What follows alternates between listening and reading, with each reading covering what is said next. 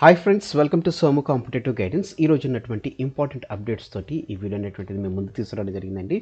ఈ రోజు ఉన్నటువంటి అప్డేట్స్లో మొట్టమొదటిగా మనం చూసుకున్నట్లయితే కనుక గ్రూప్ 1లో మళ్ళీ ఇంటర్వ్యూ ప్రవేశపెడతారా అనేటువంటి దానికి సంబంధించినటువంటి ఆర్టికల్ మనకి నమస్తే తెలంగాణలో రావడం జరిగిందనమాట. అంటే తొలగించినటువంటి విధానం మళ్ళీ తెరపైకి సంకేతాలు ఇచ్చినటువంటి సీఎం రేవంత్ రెడ్డి. అదే జరిగితే నియామకాల ఆలస్యము, పారదర్శకతల కోసం ఇంటర్వ్యూలు రద్దు చేసినటువంటి కేసీఆర్ అనేటువంటి ఆర్టికల్ మనకి నమస్తే తెలంగాణ రావడం జరిగింది. ఇందులో మనం చూసుకున్నట్లయితే కనుక గ్రూప్ 1లో ఉన్నటువంటి కేసీఆర్ ప్రభుత్వం ఏదైతే ఇంటర్వ్యూ ఏదైతే ఉందో దాన్ని రద్దు చేసిన దాన్ని మళ్ళీ రేవంత్ రెడ్డి గారు దీన్ని మొదలు పెడతారన్నట్లుగా ఆర్టికల్ రావడం జరిగిందనమాట. అంటే దీనికి సంబంధించినటువంటి సంకేతాలు మనం చూసుకున్నట్లయితే కనుక ఇటీవల మన అనితారామ్ డిసెంబర్ చివరిలో కమిషన్ కార్యదర్శి అయినటువంటి అనితా రామచంద్రన్ కేరళ వెళ్ళడం జరిగింది. అక్కడ పబ్లిక్ సర్వీస్ కమిషన్ను సందర్శించి అక్కడ అధ్యయనం చేశాడు. అదే రకంగా డిసెంబర్ 5th మనం చూసుకున్నట్లయితే, ఈ జనవరి 5th మనం చూసుకున్నట్లయితే రేవంత్ రెడ్డి ఢిల్లీ వెళ్ళి యూపీఎస్సీ చైర్మన్ కార్యాలయాన్ని సందర్శించి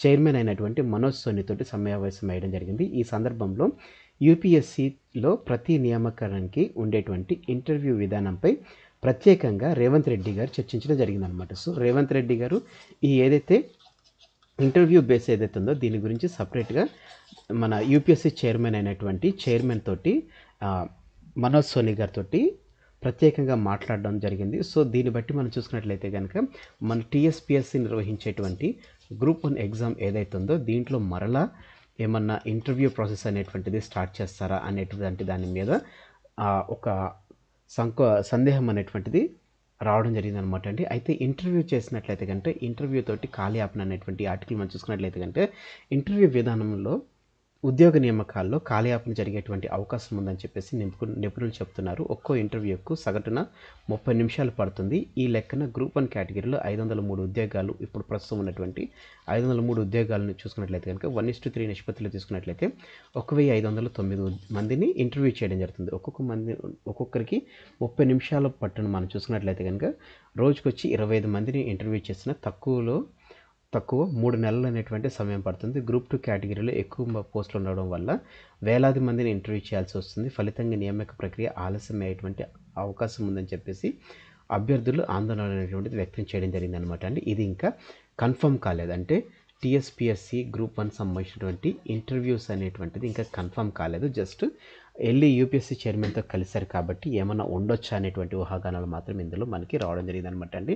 నెక్స్ట్ చూసుకున్నట్లయితే కనుక గురుకుల ఫలితాలు ఏవైతే ఉన్నాయో వాటిని వెంటనే వెల్లడించాలని చెప్పేసి విద్యాశాఖ ముఖ్య కార్యదర్శికి అభ్యర్థుల వినతి అనేటువంటిది ఇవ్వడం జరిగింది అనమాట అండి.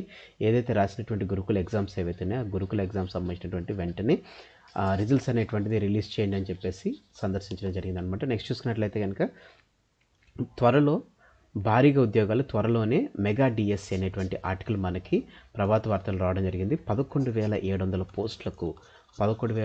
పోస్టులకు భర్తీకి కసరత్తు, ఎన్నికల ముందే అదనపు నోటిఫికేషన్ అనేటువంటిది విడుదల చేస్తారనేటువంటి ఊహాగానాలతోటి రావడం జరిగింది అనమాట. సంవత్సరానికి ఎంపిక ప్రక్రియ పూర్తి అనేటువంటిది దీన్ని రావడం జరిగింది. అంటే నోటిఫికేషన్ ఇచ్చేసిన తర్వాత ఈ 2024లోనే నియామక ప్రక్రియ పూర్తి అనేటువంటిది ఇవ్వడం జరిగింది. అసలు దీనికి సంబంధించినటువంటి సంవత్సరానికని ఎందుకు మనం చూసుకున్నట్లయితే కనుక యూజువల్గా ఉన్నటువంటి మనకి ఏదైతే 11,700 పోస్టులు ఏవైతే దీనికి సంబంధించినటువంటి నోటిఫికేషన్ విడుదల చేయాలంటే కనుక ఫస్ట్ ఆఫ్ ఆల్ మనకి టెట్ అనేటువంటిది నిర్వహించాలి. టెట్ నిర్వహించడం ద్వారా ఏమవుతుందో ప్రస్తుతం ఉన్నటువంటి ఉపాధ్యాయులు ఎవరైతే ఉన్నారో వారికి సంబంధించినటువంటి వారికి పోస్టింగ్ అనేటువంటిది హైయర్ గ్రేడ్కి వెళ్ళడం జరుగుతుంది. అంటే వారు పదవి అనేటువంటిది పెరుగుతుంది కాబట్టి కింద ఉన్నటువంటి పదవులకు సంబంధించినటువంటి ఖాళీ ఏర్పడుతుంది. ఈ ఖాళీలో ఉన్నటువంటి దాంట్లో పోస్ట్ అనేటువంటిది రిక్రూట్ చేస్తారు. రిక్రూట్మెంట్ బోర్డు ద్వారా పోస్ట్ అనేటువంటిది రిక్రూట్ చేయడం జరుగుతుంది. సో ఇట్లా రిక్రూట్మెంట్ చేయాలంటే ఫస్ట్ వీళ్ళకి పదోన్నతులు జరగాలంటే ఇది ఎప్పుడు జరుగుతుంది? ఏప్రిల్ అండ్ మేలో ఎగ్జామ్స్ అనేటువంటిది కండక్ట్ చేస్తున్నారు. సో ఏప్రిల్ మేలో ఎగ్జామ్స్ కండక్ట్ చేసిన తర్వాత ఏవైతే పోస్టులు పదోన్నతులు పొందినటువంటి వారి స్థానము ఖాళీ అవుతుంది కాబట్టి ఆ ఖాళీలో ఉన్నటువంటి పోస్టులతోటి నోటిఫికేషన్ అనేటువంటి విడుదల చేస్తారు. నోటిఫికేషన్ విడుదల చేసిన తర్వాత మనకి మినిమం 3 months అనేటువంటిది డ్యూరేషన్ ఉంటుంది ఎగ్జామ్స్ కండక్ట్ చేయడానికి. 1 to 3 months, minimum 2 to 3 months అనేటువంటి డ్యూరేషన్ ఉంటుంది కాబట్టి ఈ డ్యూరేషన్లో చేస్తారు. కాబట్టి ఆ డ్యూరేషన్ అయిన తర్వాత రిజల్ట్స్ రావాలి. రిజల్ట్స్ వచ్చిన తర్వాత మెరిట్ లిస్ట్ అనేటువంటిది రిలీజ్ చేయాలి. ఈ రిలీజ్ చేసిన తర్వాత మనం చూసుకున్నట్లయితే కనుక ఏప్రిల్ మేలో మనకి టెట్కి సంబంధించిన ఎగ్జామ్స్ చేసిన తర్వాత సపోజ్ జూన్లో ఎగ్జామ్స్ అయినాయి అనుకోండి, జూన్లో మనకి దీనికి సంబంధించినటువంటి పోస్టుల భర్తీకి సంబంధించిన నోటిఫికేషన్ వస్తుంది. నోటిఫికేషన్ వచ్చిన తర్వాత 2 to 3 మంత్స్ జూలై, ఆగస్ట్, సెప్టెంబర్లో మనకి ఎగ్జామ్స్ కండక్ట్ చేసినా కానీ సెప్టెంబర్లో అయిపోయిన తర్వాత ఒక 1 మంత్ డ్యూరేషన్ చేసుకున్నట్లయితే ఆగస్ట్లో మనకి ఎగ్జామ్ రిజల్ట్స్ అనేటువంటిది ఇస్తారు. రిజల్ట్స్ ఇచ్చిన తర్వాత అక్టోబర్లో మనకి రిజల్ట్స్ ఇస్తారు.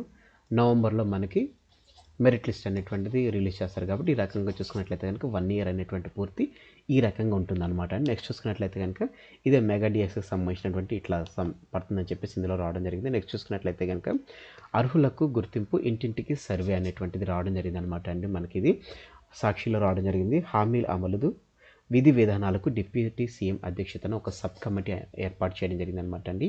ఈ నెల 30లోగా డేటా ఎంట్రీ పూర్తి చేస్తామని చెప్పేసి తెలపడం జరిగింది. యూజువల్గా చూసుకున్నట్లయితే January 17th కల్లా ఇది పూర్తి చేస్తామని చెప్పేసి అన్నారు డేటా ఎంట్రీని. కాకపోతే వచ్చినటువంటి ఏదైతే అప్లికేషన్స్ ఏవైతున్నాయో అప్లికేషన్స్ చాలా మొత్తంలో రావడంతో దీనిని January 30కి దీన్ని పొడిగించడం జరిగిందనమాట. గత ప్రభుత్వ వైఫల్యాన్ని ఆధారాలతో బయటపెడతామని చెప్పేసి ప్రతి అర్హుడికి లబ్ధి చేకూరాలన్నదే ప్రభుత్వ లక్ష్యం, అన్నీ అందజేస్తాం, 100 రోజులు ఓపిక పట్టండి అని చెప్పేసి ఆర్టికల్ రావడం జరిగింది.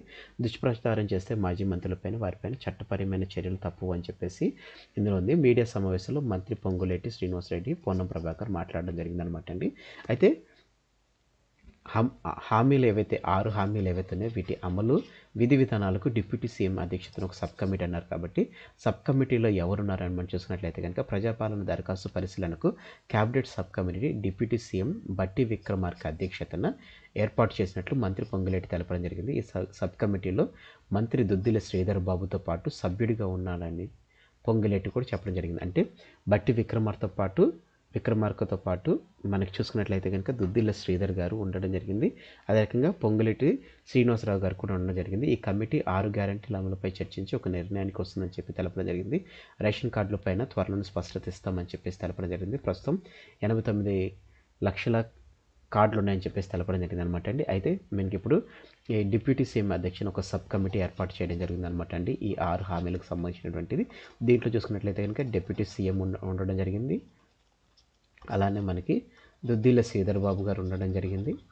అలానే మనకి పొంగులేటి గారు కూడా ఉండడం జరిగింది అనమాట. సో ఈ ముగ్గురి నేతృత్వాన సబ్ కమిటీ అనేటువంటిది ఏర్పాటు చేయడం జరిగింది. దీని యొక్క చైర్మన్గా బట్టి విక్రమార్క నిర్వహిస్తారని చెప్పేసి తెలపడం జరిగింది అనమాట. అర్హులందరికీ పథకాలు చిత్తశుద్ధితో హామీలు ఇస్తామని చెప్పేసి పొంగులేటి పొన్నం ప్రభాకర్ చెప్పడం జరిగింది అనమాట అండి. సో ఇది 6 గ్యారంటీలకు సంబంధించినటువంటి మంత్రివర్గ ఉపసంఘానికి సంబంధించినటువంటి ఇన్ఫర్మేషన్. అదే రకంగా మనం చూసుకున్నట్లయితే ఫిబ్రవరిలో కొత్త రేషన్ కార్డులు అనేటువంటి ఆర్టికల్ రావడం జరిగింది. ఈ నెలాఖరుకు మరిన్ని గ్యారంటీలు అమలు చేస్తామని చెప్పేసి తెలపడం జరిగింది. ఆందోళన వద్దు, అర్హులందరికీ అందిస్తాము, కాంగ్రెస్ చేసిన ప్రతి వాగ్దానాన్ని అమలు చేస్తాం, అదే కాంగ్రెస్ సర్కారు ముందున్నటువంటి ప్రధాన లక్ష్యం అని చెప్పేసి తెలపడం జరిగింది అనమాట అండి. సో కొత్త రేషన్ కార్డులు ఇప్పుడు ఎవరైతే మన అభయహస్తం కింద అప్లై చేసుకున్నటువంటి వారు, అదే రకంగా కొత్త రేషన్ కార్డులకు ఎవరైతే అప్లై చేసుకున్నారో వారికి సంబంధించినటువంటి రేషన్ కార్డులు అనేటువంటిది మ్యాక్సిమం ఫిబ్రవరి మంత్లో వచ్చేటువంటి అవకాశం ఉందని చెప్పేసి ఇందులో మనకి ఆర్టికల్ రావడం జరిగింది అనమాట అండి. దానికి సంబంధించినటువంటి ఇన్ఫర్మేషన్ అనమాట. నెక్స్ట్ చూసుకున్నట్లయితే కనుక ఏదైతే చాలా వివాదంతో కూడుకున్నటువంటి ప్రాజెక్ట్ ఏదైతే ఉందో దానికి సంబంధించినటువంటి పేరు అనేటువంటిది మారుస్తున్నట్లుగా తెలపడం జరిగింది. భూమాత అనేటువంటి పేరు దాని కింద దీన్ని మారుస్తున్నట్టుంది. క్రితం చూసుకున్నట్లయితే కనుక దీన్ని ధరణి పోర్టల్ అనేటువంటి వారు దీన్ని ధరణి పోర్టల్ మారుస్తూ భూమాత కింద దీన్ని పేరు మార్చడం జరిగింది. గ్రౌండ్ ప్రిపరేషన్, దీనికి సంబంధించినటువంటి గ్రౌండ్ ప్రిపరేషన్ చేస్తున్నట్లుగా ఆర్టికల్ రావడం జరిగింది. ఫస్ట్ భూముల సమస్య అనేటువంటిది అధ్యయనం చేస్తారు, ఆ తర్వాతే నిర్ణయాలు అమలు.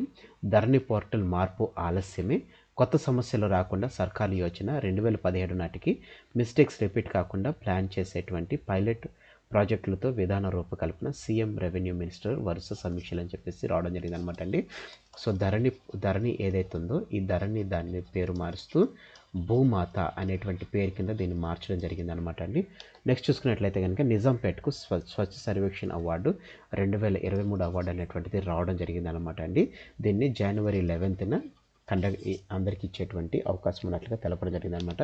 నెక్స్ట్ చూసుకున్నట్లయితే కనుక బిల్కిన్సన్ బర్నోక్, ఇది కరెంట్ అఫైర్స్ అప్డేట్ అనమాట అండి. ఇందులో ఉన్నటువంటి స్వచ్ఛ సర్వేక్షణ అవార్డు, అదే రకంగా బిల్కిన్సన్ బర్నోక్ కేసులు దోషులకు ఏదైతే విడుదల ఇచ్చేస్తారో దానికి సంబంధించిన విడుదల చెల్లదని చెప్పేసి సుప్రీంకోర్టు కీలకమైనటువంటి తీర్పు ఇవ్వడం జరిగిందనమాట అండి. మహారాష్ట్రలో వేసిన శిక్షను మీరెలా తగ్గిస్తారు, అది పూర్తిగా అధికార దుర్వినియోగం అని చెప్పేసి రెమిషన్ ఉత్తర్వులు కొట్టివేస్తున్నామని చెప్పి తెలపడం జరిగింది. 2 వారాల్లోగా దోషుల్ని మరలా జైల్లో పెట్టాలని చెప్పేసి ఆదేశం అనేటువంటిది సుప్రీంకోర్టు ఇవ్వడం జరిగిందనమాట. అంటే దీనికి సంబంధించినటువంటి తీర్పు వెలువరించినటువంటి న్యాయమూర్తులు ఎవరు అనేటువంటి దానికి సంబంధించినటువంటి క్వశ్చన్ కూడా వచ్చేటువంటి ఛాన్స్ ఉంది. కాబట్టి తీర్పు వెలువరించినటువంటి న్యాయమూర్తులు justice BV Nagarathna, justice Ujjal Bhuyan అనేటువంటి వీరిరువురు సుప్రీంకోర్టు న్యాయమూర్తులు. వీరు తీర్పు అనేటువంటిది విడుదల చేయడం జరిగిందనమాట అండి. సో ఫ్రెండ్స్, ఇదండి ఈరోజు ఉన్నటువంటి ఇంపార్టెంట్ అప్డేట్స్ కూడినటువంటి video. Thanks for watching the video. ఇందులో ఉన్నటువంటి కంటెంట్ అదే రకంగా నా ఎక్స్ప్లెనేషన్ అనేటువంటిది మీకు నచ్చినట్లయితే మీరు ఇంకా మన సోము కాంపిటేటివ్ గైడెన్స్ అనేటువంటి యూట్యూబ్ ఛానల్ మీరు సబ్స్క్రైబ్ చేసుకోకపోతే వెంటనే సబ్స్క్రైబ్ చేసుకొని పక్కన ఉన్నటువంటి బెల్ ఐకాన్ని ట్యాప్ చేయడం ద్వారా ఎప్పటికప్పుడు లేటెస్ట్ అప్డేట్స్ అనేటువంటిది నోటిఫికేషన్ రూపంలో మీరు మీ డివైస్లో పొందుకోవడం జరుగుతుంది. ఈ వీడియో కనుక మీకు నచ్చినట్లయితే తప్పకుండా లైక్ చేయండి, కింద కామెంట్ సెక్షన్లో కామెంట్ చేయడం మర్చిపోకండి. ఈ వీడియోని మీ ఫ్రెండ్స్ అండ్ ఫ్యామిలీస్ రిలేటివ్స్ ఎవరైతే గవర్నమెంట్ ఎగ్జామ్స్ ప్రిపేర్ అవుతున్నారో, అదే రకంగా కరెంట్ అఫైర్స్ గురించి ప్రిపేర్ అవుతున్నారో వారందరికీ ఈ వీడియోని షేర్ చేయడం మర్చిపోకండి. Have a nice day. Bye.